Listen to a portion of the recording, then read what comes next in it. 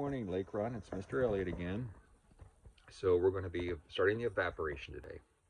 So I'm going to show you some of the equipment. First of all, I told you that I was collecting sap yesterday. I did. I went around with that big 6-gallon bucket, that white bucket there, collected what I could carry, and then I brought it to this cooler and placed it in the cooler, and it stayed here overnight. And then what I do is I just scoop out the water, or excuse me, the sweet water, the sap, out of here, and I just get any of the debris, like leaves and the bark debris, and just filter it through a filter.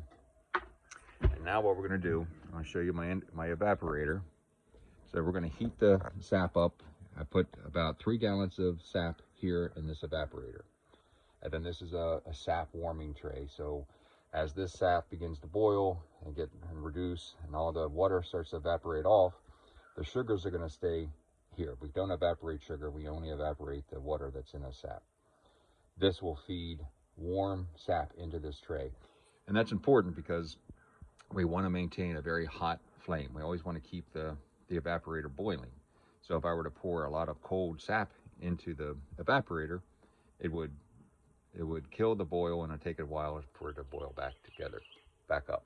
So in order to maintain that, I have a separate warming vessel here. So I'm going to light this on fire and get this sap nice and warm. So I'll put it in the warming tray, and that'll trickle slowly into the evaporator pan. And then when it's all said and done, it's all a learning experience for me because this is new equipment for me. When everything's done and when it's getting ready to make syrup and all the water evaporates, it's going to take hours to do.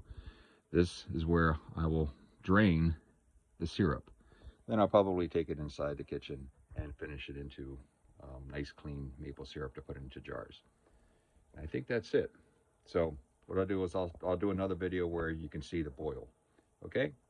So Mr. Elliott is out. Until next time.